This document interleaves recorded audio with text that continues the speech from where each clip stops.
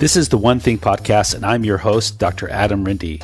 The One Thing Podcast brings together leaders in functional and naturopathic medicine to discuss actionable information that may unlock puzzles in the areas of gut health, brain health, metabolism, and longevity. Please note, these episodes do not replace the opinion of your doctor. They are not intended to diagnose or treat any condition. Please discuss this information with your provider and discuss your own unique personal health history before adapting this information. Please subscribe to our episodes so that you can stay on top of the most current information in these areas of medicine. Hello, everybody. This is Dr. Adam Rindy, and welcome to the next episode of the One Thing Podcast. In this episode, I welcome on Dr. Orli Petter, who is a trauma psychologist and neuropsychologist out of the Los Angeles area, and is heading up an organization called the Israeli Healing Initiative. In this episode, the conversation delves into her experience working as a trauma psychologist, her father's profound impact on her career choice as he is a Holocaust survivor.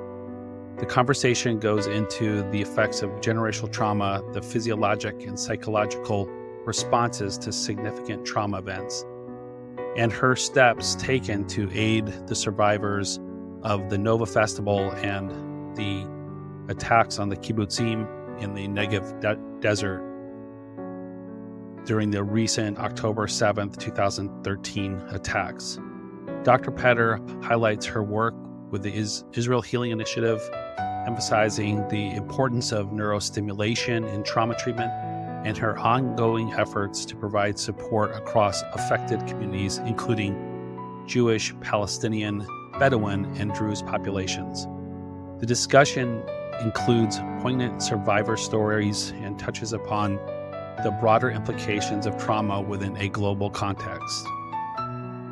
In our conversation, we hear stories of heroism during October 7th, the importance of social support, the difference between real trauma and perceived trauma, and the need for practical solutions to promote post-traumatic growth. By listening to this, you'll gain some valuable knowledge on the trauma response, including the application of vagal stimulation, neurostimulation, and also understand ways to support continued efforts in mitigating trauma's impact on the Middle East population that's going through this horrific time. Dr. Petter's biography is quite extensive, and I've listed all of her accolades in the show notes. I wanted to say one comment is she has such a deep training in trauma, and out of her desire to help what's going on in the Middle East, she has head up this organization called the Israeli Healing Initiative. And you should know that they've been able to fly trauma victims back to Los Angeles for treatment and continued care on the ground in Israel for people with acute trauma. Really encourage all listeners to support their organization by going to israelhealinginitiative.org. That's by going to israelhealinginitiative.org, the website where you can support their work. You can also find them on Instagram and on Facebook. Dr. Petter's biography is quite extensive, and you can see that in the show notes. Not only is she an astute clinician, she has been in teaching. She's received many degrees, including a PhD from the University of California, Berkeley, in psychology, and she is someone who has just an extreme depth of knowledge in this area. So we're very fortunate to be able to hear her speak and share her insights with us. So without further ado, welcome to the next episode of the One Thing Podcast. Dr. Petter, welcome to the One Thing Podcast. It's so great to have you here. I'm so excited to be here. Yeah, it's been great getting to know you a little bit before getting online here. And you only know me a little bit so far. Yeah, it's been great so far. So yeah, I love to kind of talk about a few things that we connected to before we got online. One of them is just a shared background of your being related to Holocaust survivors, and your father is a Holocaust survivor. And I just would love to hear a little bit about how that shaped you and your, kind of your path in life, and some of the ways that his journey in life has influenced you. Well, of course, it had a major impact. My father and my uncle were Holocaust survivors, and they were both heroes. I looked up to both of them, and they didn't see themselves in the same way, which I find repeated with the Nova survivors that I'm treating now. So we lost about 30 members of our family in the Holocaust. Mm. And so all celebrations were always empty, not just Mm. empty physically, but empty a hole in my heart, even Hmm. because there's very little family. Right. And, when you go to the doctor, to this day, when I go to the doctor, I don't know, I can't fill out the forms, the intake forms in terms of, illnesses, in my family, in half of my family, because who knows, they were all murdered by the Nazis. So it has that ongoing effect. But my father is, because he's still alive, one of the most empathic men. He's also a very strong, macho man, but his heart is like butter. And I could feel it all the time growing up. He had a vow of silence. He would not talk about the Holocaust, but you could feel it. And I could feel it in my gut. I could feel it. I could feel Mm. like heart-wrenching pain when he was around. And so I always tried to soothe him. It's probably one of the reasons why I became a trauma psychologist. And when he was 70 years old, I took him to Poland. It was the year Mm. 2000. So Poland was fresh from being a communist country. And, I did a lot of prep work with him. And he said it was the most life changing experience for him to go back once he was prepped. Hmm. Um, and nothing could make me happier than that.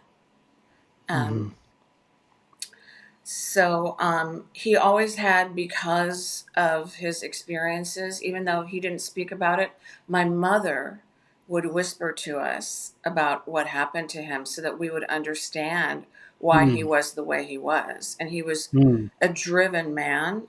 I shouldn't say was, he is still alive. Yeah. Um, and, after going through what he went through, he was in the Lodz ghetto. And at the beginning of the war, there were 250,000 Jews living in Lodz. And by the end of the war, there were only 700 left in the Lodz ghetto, and my father was one of them. Hmm. And it was due to his, I call it intuition, but he calls it an angel. Whatever it is, we don't know. We're too ignorant to know these things. It was through that that he was able to save his mother and his brother, Hmm. and everybody else perished.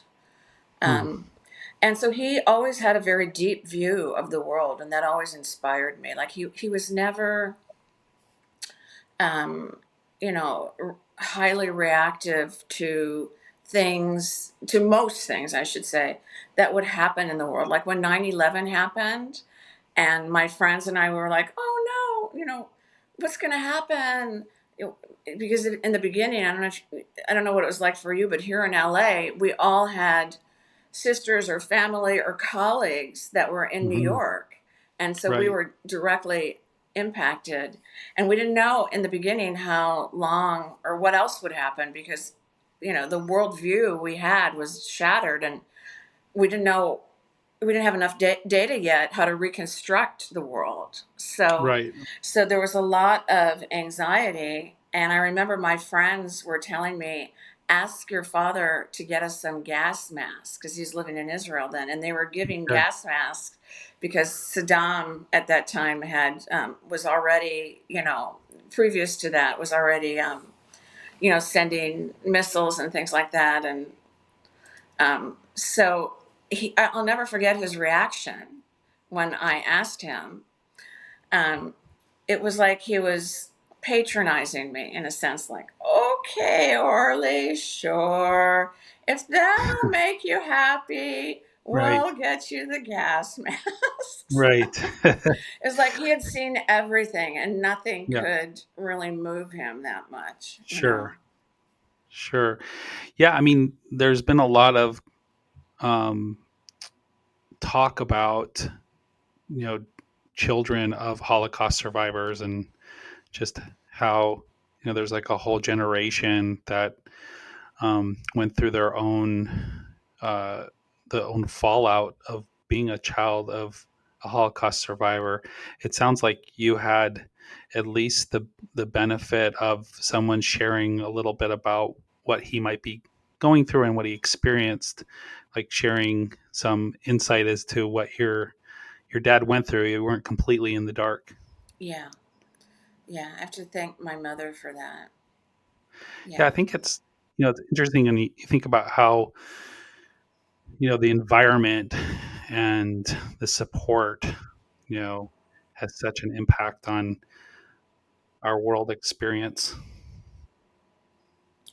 Oh, for sure. For sure. It's major. It's major in terms of the intensity of PTSD that you get. It's a factor. It's major in terms of, because trauma bifurcates, it transforms people. So you either get worse or you get better afterwards. Like you're Right. never going to be the same. Yeah. And I just say that because in the old days, we were taught like you want to get people back to their pre-morbid state. And then it's like, if it's a real trauma, not the way people use the word trauma today, but if it's a real trauma, it shatters you. There, Yeah. Yep. that person's gone in many Yeah. ways. So Yeah. you either get stronger and more resilient, more optimistic in some ways, or you become the opposite. You become more dysfunctional.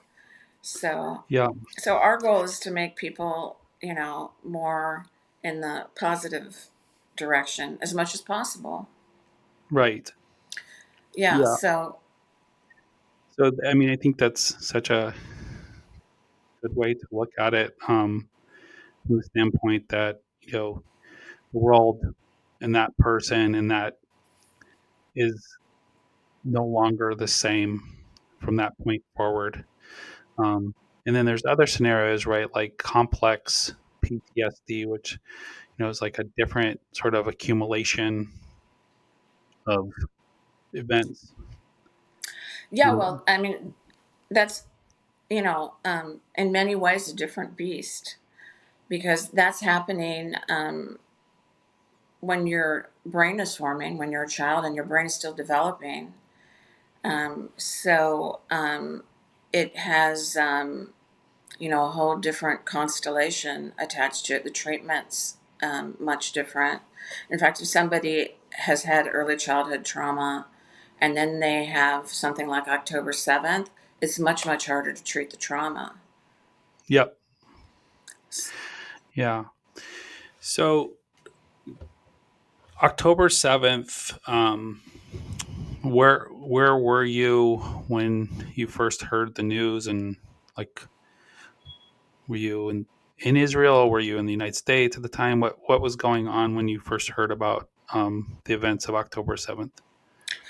Oh, well, I'm on Pacific time. So my daughter woke me up and told me. And it was a slow unraveling because we didn't realize how big it was except over time. But Mm-hmm. she woke me up and told me the initial part of the attack. And, Mm-hmm. um, my best friend's daughter was supposed to be at the Nova Festival. Wow. And so we were just worried, like who was there. The stories were coming out, about what was happening in the kibbutzim. Um, in the Negev there in the south of Israel, and it was unbelievable stories, beyond most people's imaginations, because we Yeah. usually project who we are and what we've experienced onto the world, and this is not who most people are or what Right. they've experienced. So it was just a constant shattering of the worldview and what humans are able to do. In that way, similar to the Holocaust, which was more than just killing. It was, torture and sadism and Yeah. mutilation and, all kinds of layers of trauma on top of trauma. Hmm. And did you initially feel a call to action, like from this, with your skills and your interests and your abilities? Was that sort of your first reaction, or did it take a while to get there? I mean, I think for the first week, I was just gathering information Hmm. and I was just, uh, not shocked exactly, but I was just kind of, in a state like gathering all the information and trying to process it. And I don't just mean Hmm. cognitive information. I mean, it was emotional, physical information. Again, with my gut. Um, Hmm. and I think then when I saw these protests internationally, which happened just a few days after, Right. and I saw the glee of some people that were relishing in it, and Hmm. in the uh, torture and humiliation, which is part of what I think many of the people were relishing, um, and the celebration, and then the tapes started to come out. Also like of the Hamas had their go cams, and some of their phone calls were hacked, and you could see how they were celebrating. That's what Right. really got me, Yeah. because that's a whole other level of, it's not like, um I mean, I think the word evil is sometimes overused, but I don't know any other word to describe that, even though I think that that may be in all of us humans, this, you know what I Hmm. mean. Yeah. um Somehow to be part of a culture or a society that's not ashamed of that Hmm. really disturbed me. And I realized, and this is international, in London and New York and, all across and in Paris. I Hmm. realized we're really in trouble. And if we don't do something to try to heal this in whatever way we can, the world's going to be in a very bad place. So that's Yeah. more what, that was the coup de grace for me. Yeah. That makes sense. Yeah. The That really took it to a different emotional level, um, and um, really sort of changed the intensity. I mean, of it was seeing that made it so much more personal. I think for so many people, seeing those celebrations and the glee, and driving through the streets with like they had just won the lottery. It was just horrific. And when you talked So about social support, a few minutes ago, it's so important. It's a very important factor for being able to overcome trauma. I don't, yep. overcome is probably a bad word, but be able to glean as much positive stuff that you can so that you become better in certain ways. That social support is so important. And to have the opposite of that. So it's like the people who went through this, horrific trauma. The Nova massacre was, to this day, is the biggest massacre in music history. Hmm. And for them to go through that and then to have, they pick up the paper, they go on the internet or they watch TV, and to see like all these people glad about it, that undermines all of the work that good people are trying to do in trying to help survivors. Yeah. Yeah. I mean, there's so many different responses to trauma, and services that are sometimes provided in like an ideal scenario, like social workers being on site, and you know um, people coming to aid. And certainly we hear so many heroic stories of what happened on that day. Mm-hmm. um, However, for certain people, the vulnerabilities of having this become a lasting trauma experience could have been there before, right? Um, their predisposition for having October 7th or the Nova Festival massacre be um, much more impactful can be on an individual basis, right? Yes, yes, certainly there are certain factors that can make one more likely to get PTSD, for sure. Um, but October 7th was such a big trauma. Um, Almost everybody has in Israel has some sort of traumatic Right. response to it. Yeah, And the makes sense. country is overwhelmed because one of the factors, as you already mentioned, is if there was some early childhood trauma. That's a big factor to make one have a more intense and more protracted response to trauma. But there's also the type of trauma that it is and how big it is and how close you were to being killed and how much of your body was impacted.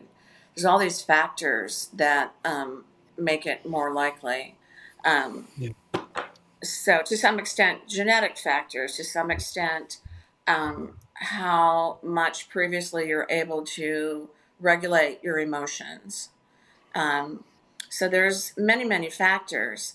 But October 7th was so many traumas at once. And, the Jewish community is very small. And so everybody knows somebody that was impacted, and there is the ripple effect of that throughout the Jewish community. And my work is not just with the Jewish community. We are working with Palestinians as well as in Israel, also Bedouins and the Druze community. So the Druze is a different religion. For people that don't know, it Mhm. started off being a part of Islam, and then separated uh, just a little bit later. Yeah. And the Bedouins are Muslims, um, and those communities were very much impacted by October 7th and what has been happening since October 7th. Right. So Yeah.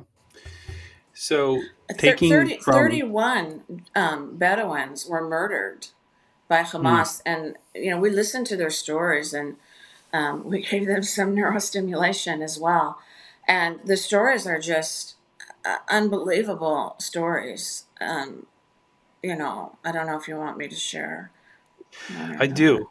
Okay. I do want to. Yeah. Okay. So there was one Bedouin man who's an MD, and on the morning of October 7th, because this happened at about 6:30 in the morning, Israel time, he was driving to his clinic, and he saw some injured people on the street. He didn't know at that time, of course, that the Nova massacre was occurring. And like a good Samaritan, he stopped to help them.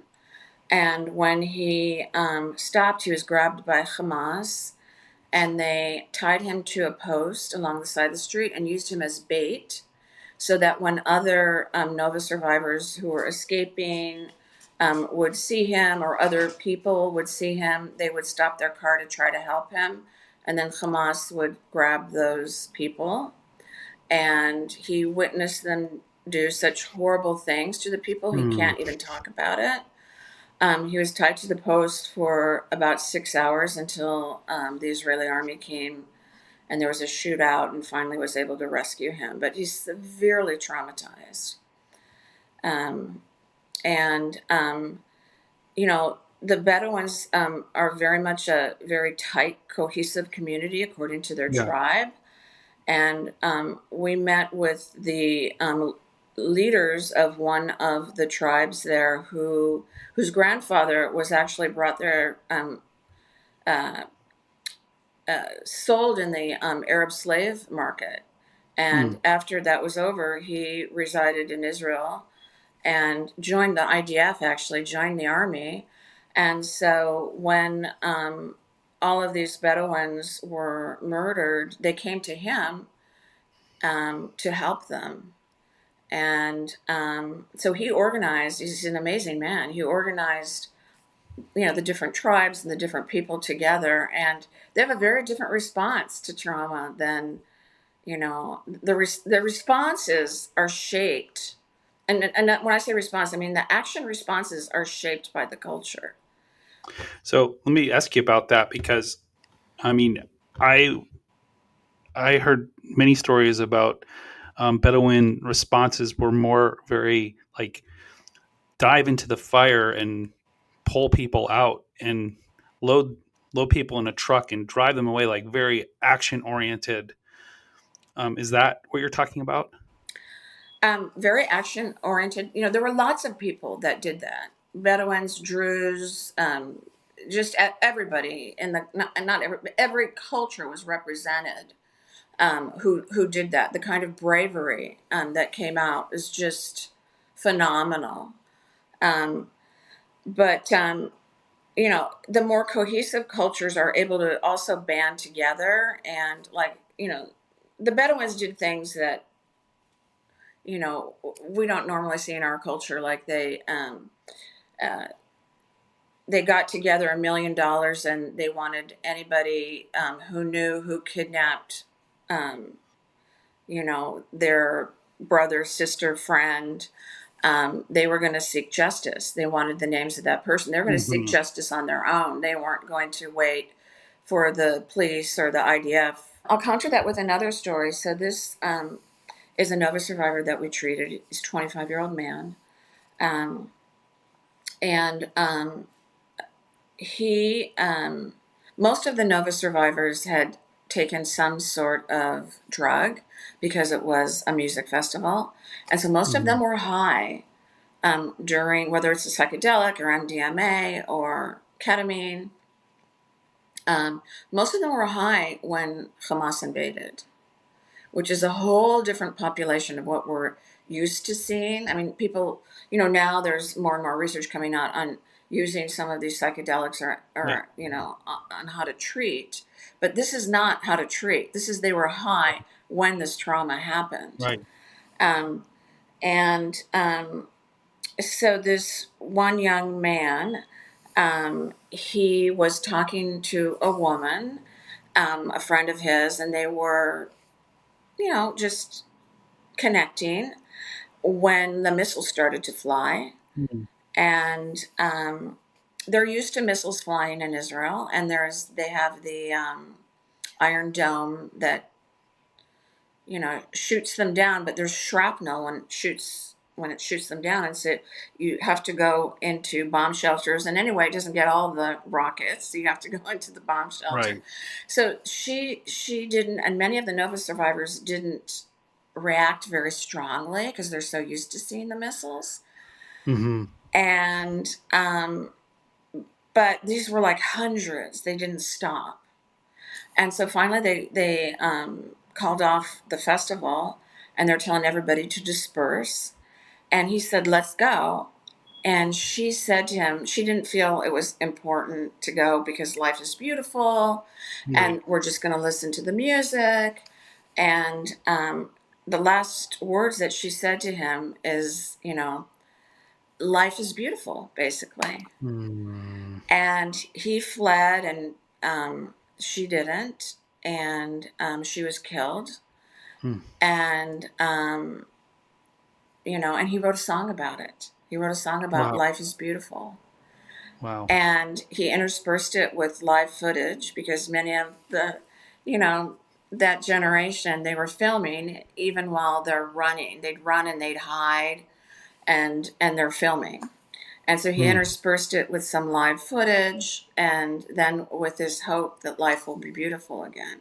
So that's a Wow. different reaction. Yeah, it is. Yeah. So on that note, just to kind of back up, when did you take action and start getting involved, and what were what was your kind of initial steps of wanting to help, and what did that look like? So because I've been in the field for over 30 years, and I've treated all kinds of trauma, whether it's early childhood, sexual abuse. In Los Angeles, we have a lot of refugees from Iran.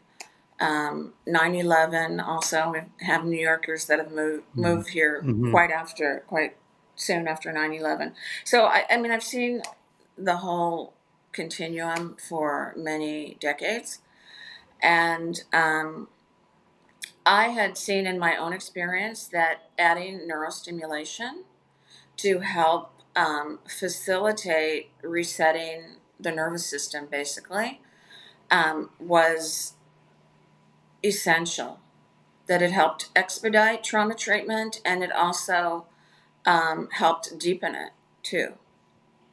And I knew that not that many people were using neurostimulation, so I Mm-hmm. got together a team of people. One is in Seattle, actually. Mm.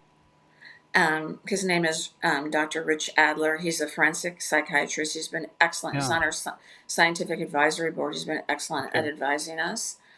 And Texas, Florida, New York, and then we have specialists in Jerusalem and one Druze specialist who lives up in the north of Israel where the Druze live.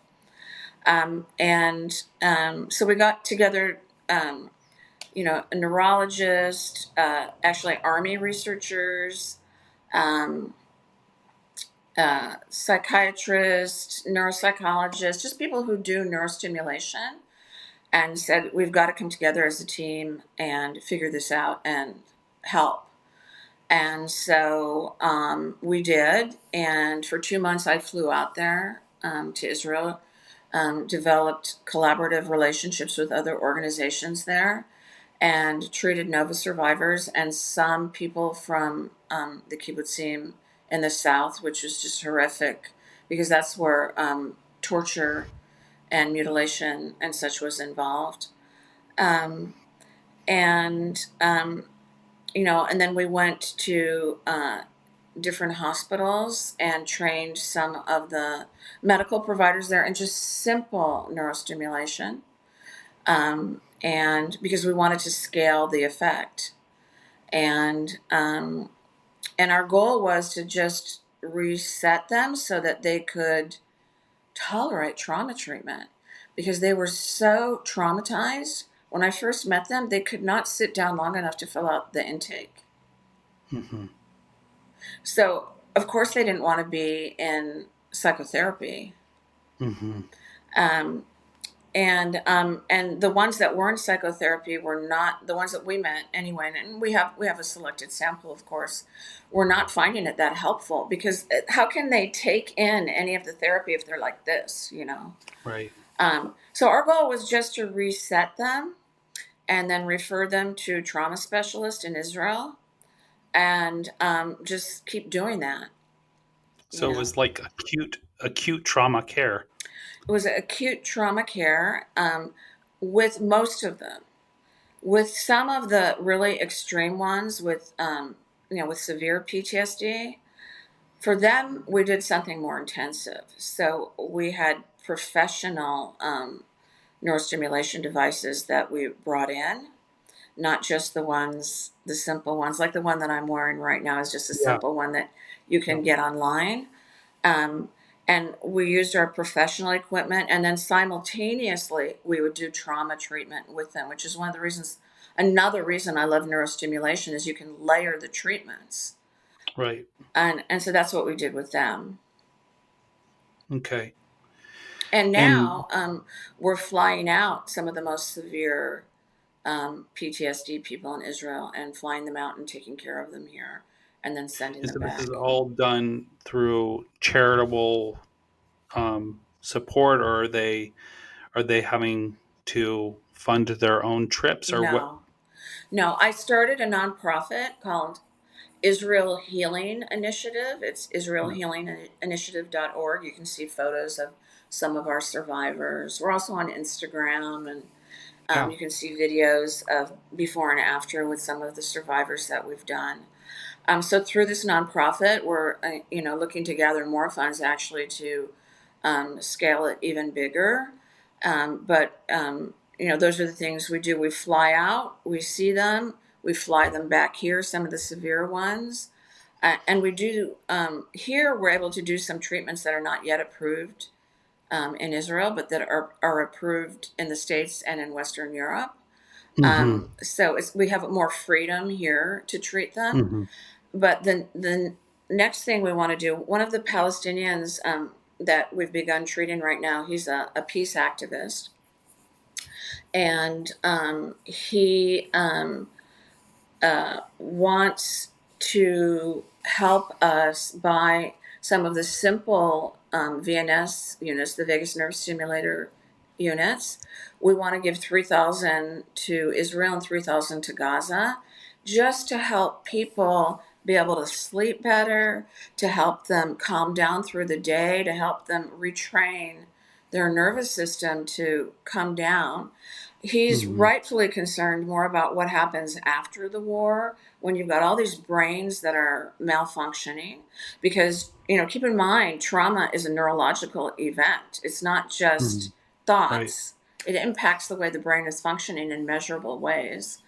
Right. And to have brains that are malfunctioning like that, to have tens of thousands, millions of brains malfunctioning like that, Yeah. um, anything that we can do that we can scale and sending them VNS units is one of the simplest things to do. It's only Yeah. $350 a unit, even sometimes Yeah. less. Sometimes we can get them for Yeah. 300. Um, and to you know, these people are going to be making decisions on both sides of the divide. Yeah. And they're going to be reacting to things, and anything we can do to kind of help cool down that region is, I think, vital, and I think it can make a Mm-hmm. dent. So that's Mm-hmm. that's one of the things that we're working on to try to raise funds Yeah. for. That's a very practical solution. I mean, as someone who I personally use uh, vagal nerve stimulator, much like the one that you're using, and with my patients as well. And it's just so simple and so effective. Yeah, And some of my patients with trauma say it's their favorite part of the day. yeah. Oh yeah, we are working with one of the Army researchers told us that this is U.S. Army. He told us that when he was giving it to the U.S. vets, he was giving it, for them to take home and use, right, so that they can also use it somewhat before they go to sleep to help them sleep. And he said that he had to take the units away from them because they were using it too much. They didn't Right. want to. They didn't want to come out of that They didn't state. want to Yeah. come out of that state. So, by the way, and I want you to know that we are responsible. We're not just going to hand out. Our goal is not just to hand Sure. this out. We're going to have videos in Arabic and in Hebrew on how to Nice. use it, and what the risk fact, all this kind of stuff is going to be Amazing. with it. That's So, so great. yeah, Wow. Yeah. So with the people that you interacted with, what what were some of the surprises of the some surprises that you didn't expect that came out of that early experience? Like, you kind of had your your clinical mind on, and you're a human, you're obviously impacted with what's taken place, and you kind of go into the situation, almost like you know you're in ground zero. I mean, you're there. Yeah. And that's what were some of the surprises that you had that you were just not expecting? So I was humbled. I was humbled, actually. I didn't expect that. Um, when I remember, it was within a month after October 7th, I met with a survivor who was another hero. He saved 30 people, and severely traumatized. And he's, sat on the edge of the couch and he said, I have 600, I don't want to speak, but I have 600 souls inside of me who are Hmm. forcing me to speak, and I have to Wow. speak. And I would hear things like that, similar to that. Hmm. I still hear it today, you know. Um, just last week, I was treating a survivor here in Los Angeles. And when I went to do his QEEG, and when it was, the condition of eyes closed, I'm looking, at his brain on the screen. And I see after about 2 minutes, there's some disturbance that happened. And after we're done, I said to him, by the way, what happened about 2 minutes in? And what he said was he saw the women that he couldn't save. Hmm. So this is the man that saved dozens of people, does not see himself as a hero, but all he can see when he closes his eyes is a repeat of the several women he could not save. Hmm. I mean, how I'm just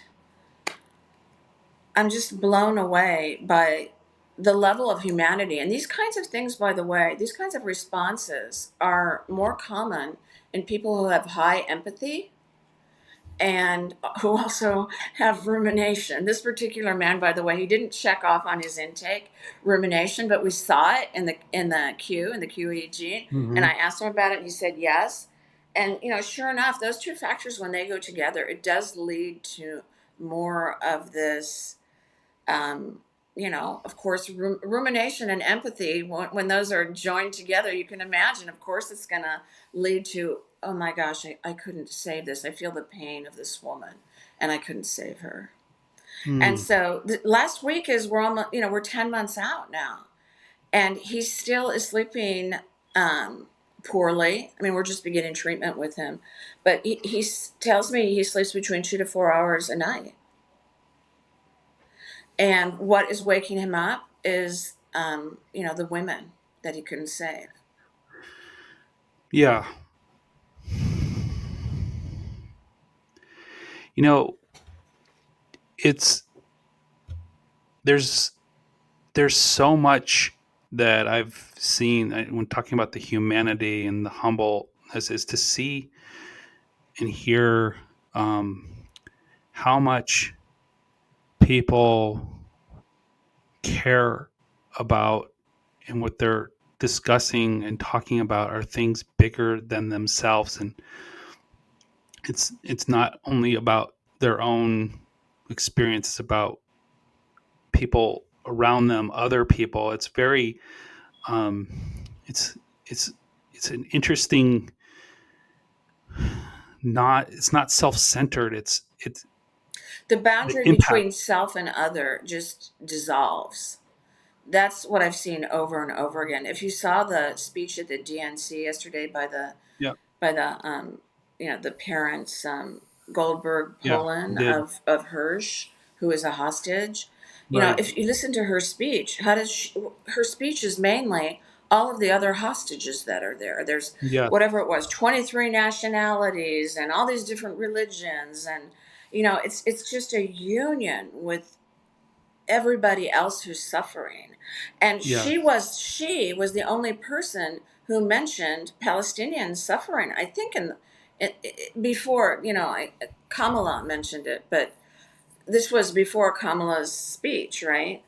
She was the only person that mentioned it. Not surprising, because this Yeah. is one of the things that I'm seeing with this population of people who were harmed on October 7th. The boundaries between self and others very extremely permeable. Yeah. Yeah.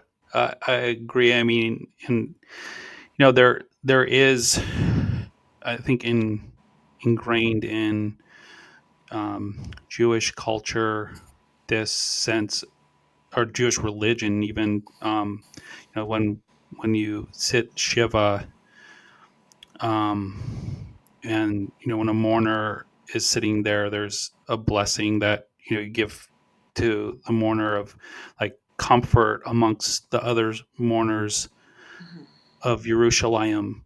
This sense of that we're all in this together, mhm, and it's not just about my own suffering. It's about the person I couldn't save, or the person, my friend, or the person I couldn't get to, or it's just so unbelievably, like you said, humbling and inspiring, to sit in that space and to really see the pure humanness within that. mhm. Um, Thanks for sharing that, because it's something I've witnessed, but hearing someone else say it and express it, um, really brings that home. Yeah. Um, and uh, when you're talking to uh, Nova survivors, how much of their experience of is somatic now? Like, how much of the trauma is affecting physical symptoms, like new physical symptoms? I think it would be like 100%. I mean, I Yeah. have to go through each one in my mind, but how could it not be? Yeah. I mean, can you talk about that a little bit? Because I don't, I think people who haven't had, aren't trauma aware, might not understand that. Well, first of um, all of them are having sleep difficulties. So that's number one. Hmm. Someone who I saw a couple of months ago, he, um, had an onset of tics. Never had them for, Yeah. I think he had it when he was a little kid, but it resolved and he hasn't had it for 20 years because Hmm. he's about 25 now. And, all of a sudden it reoccurs and it's reoccurring, it's debilitating. Mm. Um, Almost all of them have gut issues. Hmm. Um, Many of them, for them to even sit long enough to look at their brain to do a QEEG, they were sweating. They couldn't handle sitting that long. Yeah. Okay. Yeah. I mean, I think, there's these experiences, like, um, with some trauma sufferers or PTSD sufferers, is like, like having like a hole in your, feeling like you have a hole in your body, or like a profound sense of emptiness. And, you know, this is a real experience that's very embodied, and Yes. it's part of the healing path.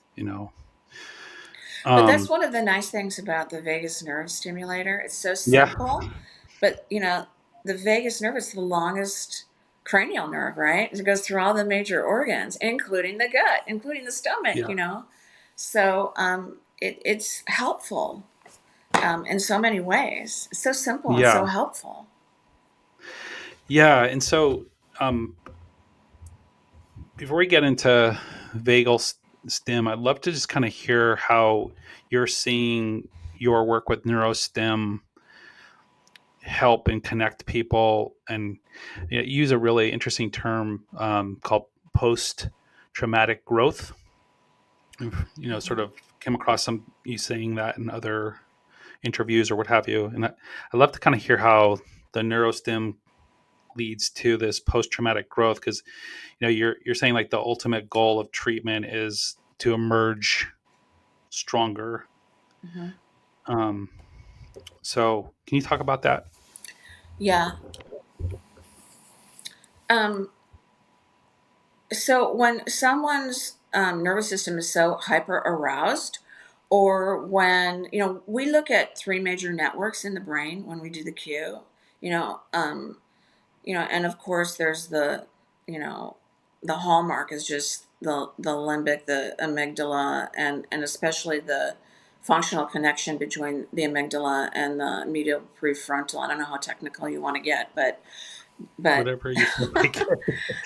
so we look at those connections, and trauma can derail someone's attention system, so they can't focus, they can't work that well because well, for various obvious reasons. Of course, their memory is impacted.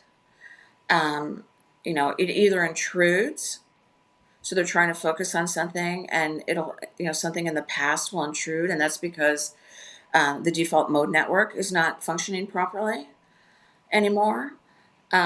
Or, we see people who are dissociated. So, in the anterior regions of their brain, it's just disengaged. It's just going so slow.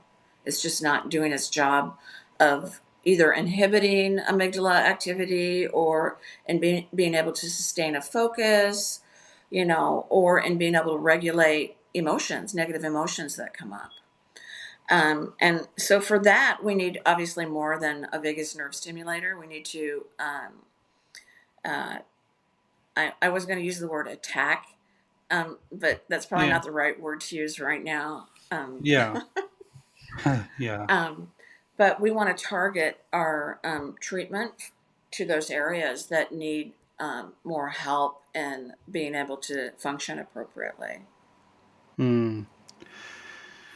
Wow, that was so great. It would take reading through 10 research papers to understand it in that succinct way. So thanks for explaining that. I mean, even things like knowing that when the default mode network is not functioning well, you get intrusive thoughts. It makes sense because that's like the part of your brain where it allows you to kind of daydream, right? And Hmm. sort of just float a little bit.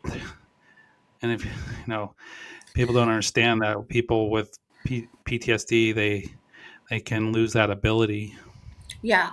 I mean, a large part of it comes because the salience network is misfunctioning, right? And Hmm. so it's not able to switch the gears from default mode to executive functioning as it should, depending upon what's happening, in the external world. And Hmm. so when that's not functioning well, you're going to get either intrusion or just the opposite. Hmm. Okay. And so between neurostim sessions, it sounds like you like to help people understand the benefits of vagal nerve stimulation. So how does that fit in from like this this kind of strategy and healing response? Well, yeah. So, I mean, all of the survivors, through our donations, we gave them a vagus nerve stimulator so they could use for themselves and also for their family, because the Yeah. mothers and their siblings and everybody are quite distressed, as you can imagine, too. And so they Yeah. would do that, and we would, tell them how much to use it and when to use it, depending upon what we saw in their cue, and also what we hear about how they're functioning, um, and depending upon what stage of trauma treatment they're in, because in the beginning we just want to settle them. That's just the beginning. Yeah. But then, eventually, for post-traumatic growth, we want to help them form a solid world view. People who had a world view that didn't include that bad things can happen, um, Right. they're more shattered. And so they have a lot more work to do. They're more in shock, they're more shattered, and they have to rebuild a whole new model of what the world is. And Hmm. we want them to build a model that, of course, the better representation of the world you have, the more accurate it is. Not one that makes you feel better, but the more Hmm. accurate it is, the better you're going to be able to function and traverse through all difficulties, to be able to predict properly, to be able to empower yourself when need be, to let yourself relax when need be, because you have an accurate model of the external world. But Like a also, construct of reality. yes, yeah, but also the way you represent your internal world, meaning who you are, your sense of self, that can be shattered, after that will be shattered more than likely after a trauma.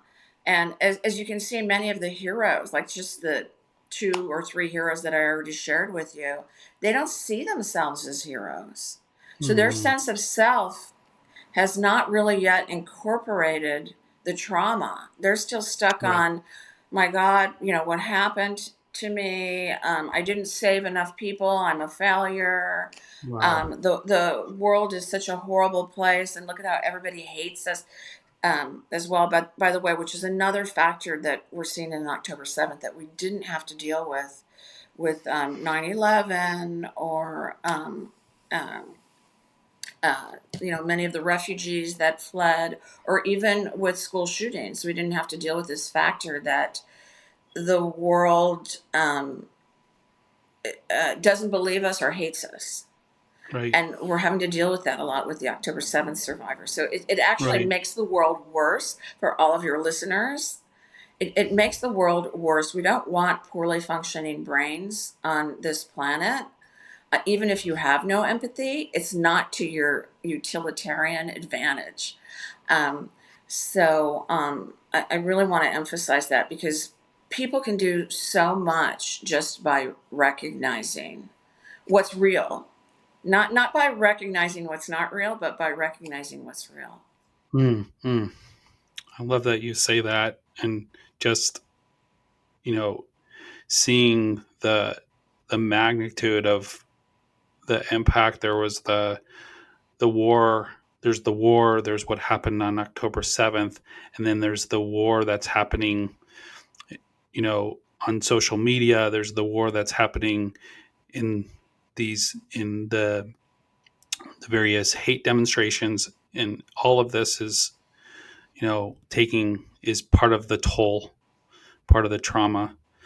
Um, Yeah, I so. just want to add an addendum to that. Um, because I can understand, like, the word trauma has been so diluted, not by real psychologists, Hmm. but by the public and other people who may come in, wanting to help, but they don't really understand trauma. It's been so diluted that people, and also now there's a social currency where you get more status if you've been traumatized. That's a new Hmm. thing.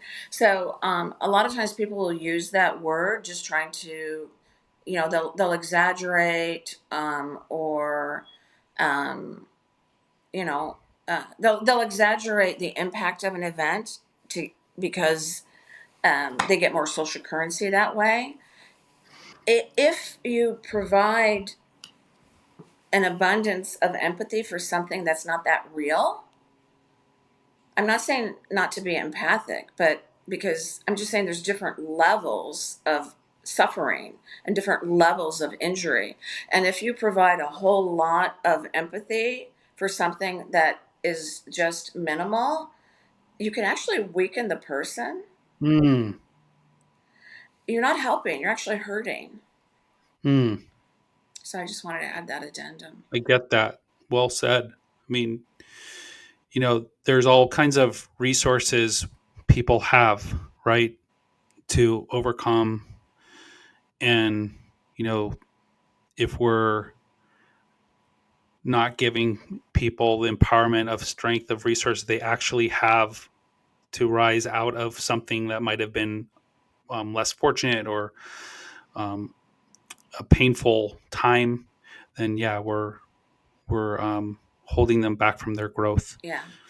So I really appreciate that, and I do, I think really resonate with how this word has been changed and conformed and um, in a way to really take away from people who actually the term really applies to. Um, so thanks for pointing that out.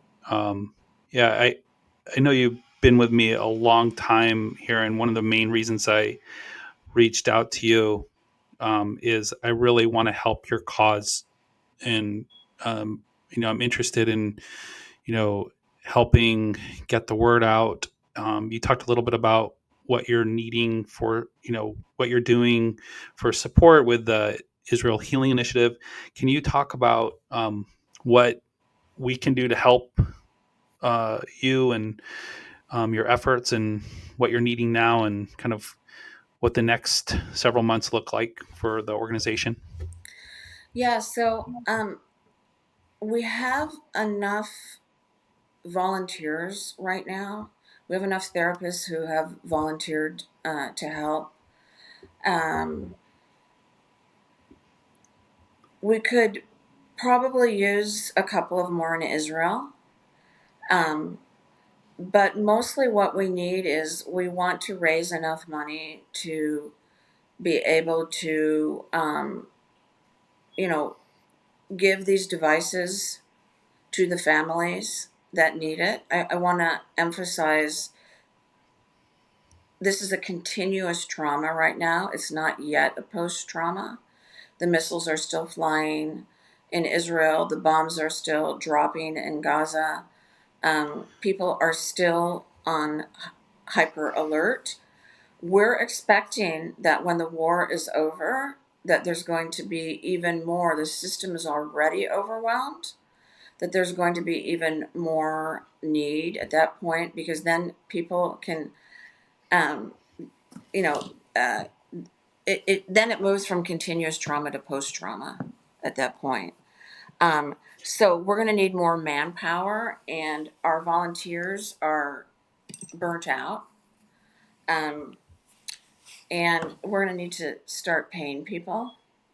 Yeah. So basically, what we need is more funds. We need more funds to pay people. We need more funds to um, pay for more devices that we can distribute en masse to people, Yeah. and um, funds to help train more people in Israel on how to use these devices. Right. And we have, as I mentioned before, we have a website you can donate at www.israelhealinginitiative.org, not .com, .org. You can also donate on our Instagram account for those that prefer to do it that way. We have Yeah. Facebook as well. Okay. Great. Well, we'll definitely be getting the word out with this recording, this episode, and I think it's there's a lot of different ways for people to show up. Some people um, show up with like call to action, uh, getting out there, getting flying over to Israel, getting getting right into the mix of things and helping. And other people, it's through like prayer or spiritual means. And for other people, it may be by financial support. All of it comes together and um, you know makes impact. It's all connected. All the different kinds of giving and all the kinds of different action. So I first want to just say that, like, when I first got introduced to you, the person who you introduced me to is Lori, and she said that you were her hero, and I can really see why. I mean, it's it takes a special person to just go and figure it out and just show up and say that we're going to help and we're here for you. And,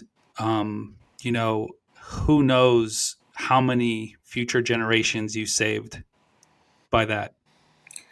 Very impactful. I mean, this was a gift from my Holocaust surviving father. I'm just passing it on. Yeah. Well, and everybody you inspire is a gift from your father right. as well. Yeah. So that's how we do it. I'll let him know. So thank you so much for being here. And I will say that, I think we'll, nobody really knows the true answers of why this is all happening. And we may never get closure in our lifetime from this, but it's great to know there's people out there helping, people try to make some semblance of moving forward. And so thank you. Thank you so much for having me and for, I can feel you being a part of this with us, and, Thanks. just thank you for spreading the word, because there are other souls like you and us out there. I know there. I think there's many of them, and just contact me. We'll get this all out to as many people as we can. Thank you. Thank you so much for tuning in to this week's episode of the One Thing Podcast. Please share these episodes with your friends, loved ones, colleagues, patients, healthcare providers, anyone who you feel might benefit from hearing these informative interviews. We tend to learn best from people sharing things with us. That's often the first time it's introduced. So don't hesitate if the content of these episodes reminded you of someone that might benefit from it. Forward the episode to them, and I'm sure they'll either appreciate it or be appreciative that you've thought of them. So once again, we'll look forward to seeing you next episode on the One Thing Podcast. And again, much appreciation for you being here with me.